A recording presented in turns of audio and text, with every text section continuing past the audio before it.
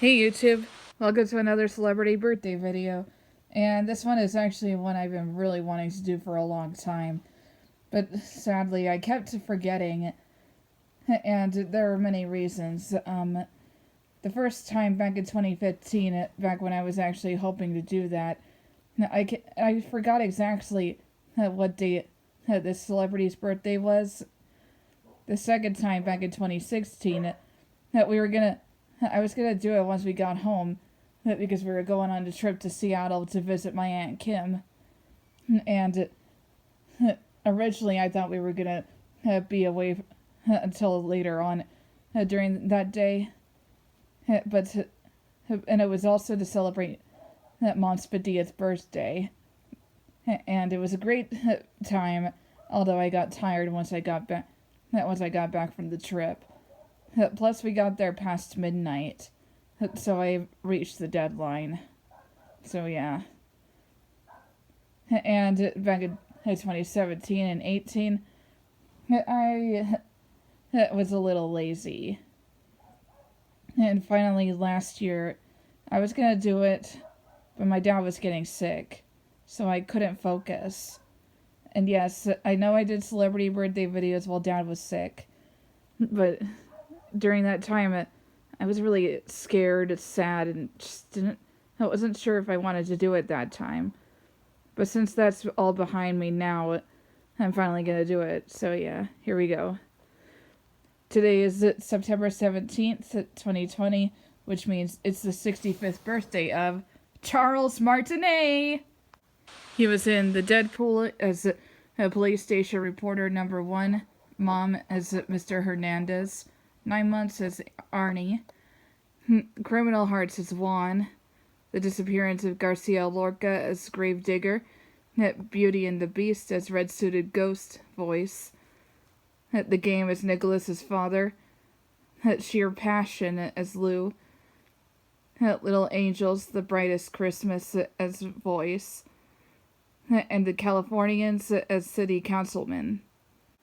He was also in Brotherhood of Justice as the deputy, Matlock as Bo Edmonds, Midnight Caller as Mark Heller, The Last of His Tribe as assistant museum director, Reasonable Doubts as bartender, Bay City Story as Art Ronstadt. It's a little hard to understand that. And Compromising Situations as Saul.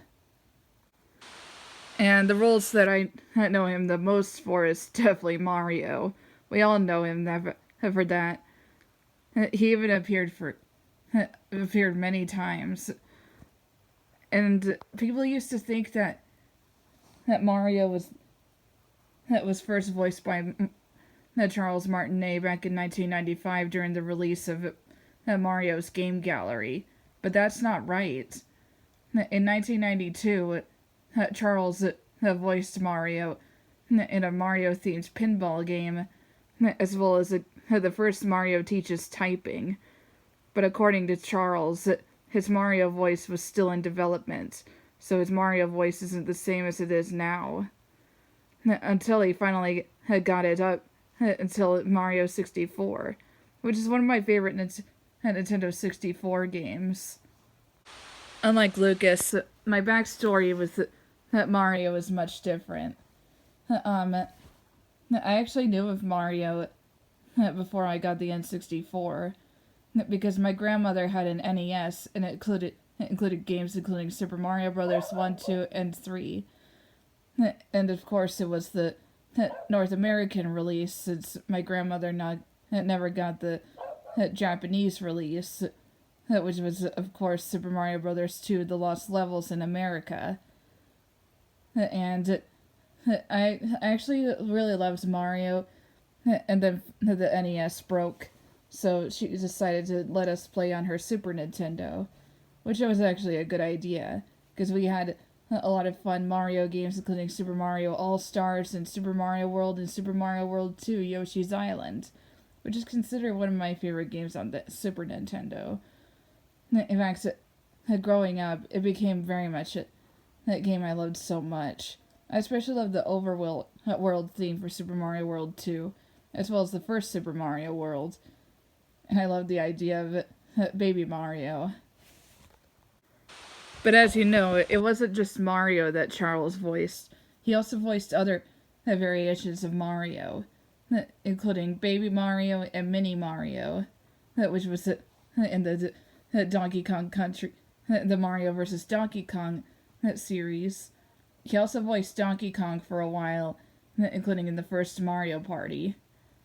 But of course, that was out, because after a while, Nintendo started using recycled voice clips from Grant Kirkhope, who voiced Donkey Kong in Donkey Kong 64, up until Takashi Nagasako took over the role, while Charles stayed being the voice of Mario.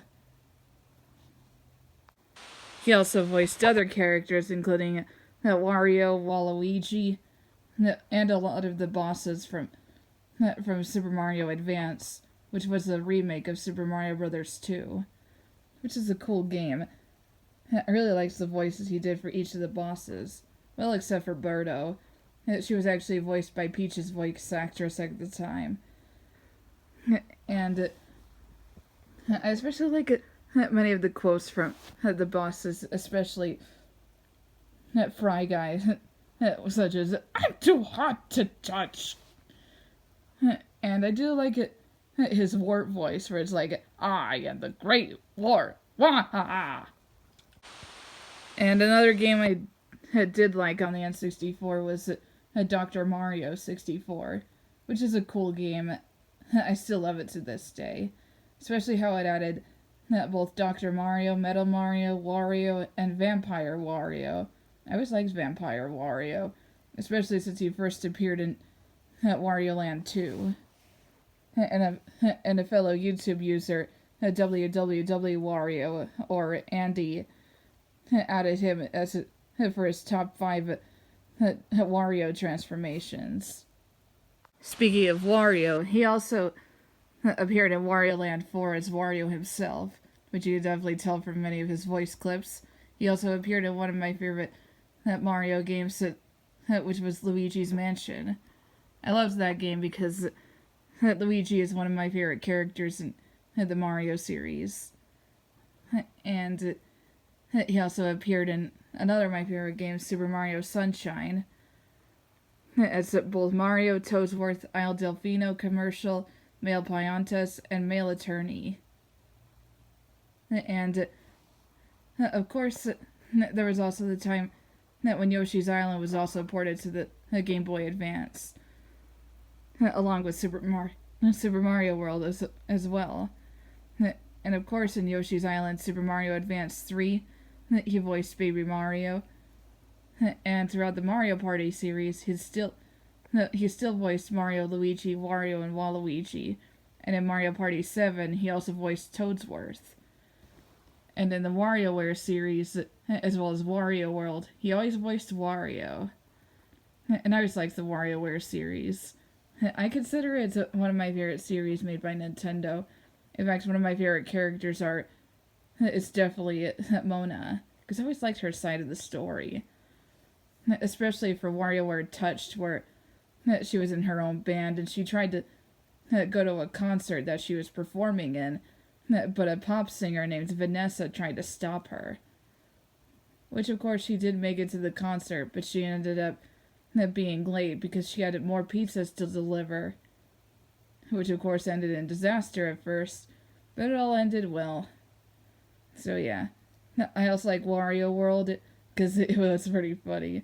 Especially many of the things Wario would say, such as the laughs he does, as well as the things he said if he throws an enemy. Another of my favorite Wario games, Wario Land Shake It, or Wario Land The Shake Dimension in Europe. I really liked that game, especially how it was 2D, and I really loved the music. Especially how the first level that was kind of used as Wario's victory theme for the Super Smash Bros. Series. It was really clever for Sakurai to actually add that kind of Easter egg. After all, the first appearance of Wario in Smash was Super Smash Bros. Brawl, which is still considered one of my favorite games on the Wii, even though people say it's a little too easy. Which I agree, it is pretty easy, but it's not super easy, we all know that. In fact, whenever you grab an enemy, my brother and I always said it almost looks like he's like more like hugging the enemy than grabbing and trying to beat it up, like shaking it. It's kind of a weird joke that my brother and I really come up with a lot of weird ideas whenever we're playing games. And we all know that he was in Super Smash Bros. Ultimate, but there's a really interesting fact about the game.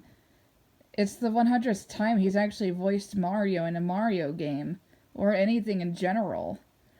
So he was added to the Guinness Book of World Records for longest running voice acting role. Which I gotta say, he's quite lucky. It's really hard to get in the Guinness Book of World Records, especially if you have a world record that actually seems interesting. And you probably heard this from my friend Lucas on YouTube, but he actually met Charles Martinet at a convention a few years ago. And he actually met him again a couple of years later, along with Kenny James, who voices Bowser currently. And it's a pretty interesting thing that actually happened. And I did hear that Charles is well known for being one of those celebrities who actually doesn't mind meeting his fans. And doesn't even hesitate to get an autograph. In fact, Lucas even got an autographed picture of Charles in his room. And this is how he usually does his signature. Pretty interesting idea for doing a little signature. Because I know a lot of celebrities do something special when signing their name. It's also very fitting to do this video because tomorrow is the day Super Mario 3D All-Stars comes out. Which, if you haven't heard, is a game containing 3 Mario games, including Super Mario 64, Super Mario Sunshine, and finally Super Mario Galaxy, which are 3 of my favorite 3D Mario games growing up, especially Super Mario Galaxy. I love that game because it was the first appearance of Rosalina, or Rosetta in Japan. So, Charles Martinet, I hope you have a great birthday, and I hope you have fun with your friends and family, but also stay safe. That's my best advice to you because of the disease that's been going on. And I hope you're doing well, and I hope that you still enjoy voicing Mario. So yeah, happy birthday. And these are my best impressions of his characters, which include Mario, Luigi, Wario, Waluigi, Baby Mario, and Baby Luigi. Hey, are you ready to Mario size? Okie dokie. You do just like Mario, okay? 1. Very good. 2 and 3. Whee! Oh, sorry, that was hard for you, but easy for me. You know why? I got nobody. Get it? Nobody? I'm a Luigi, number 1. Have a rotten day. Luigi time! Baby Mario! Baby Luigi,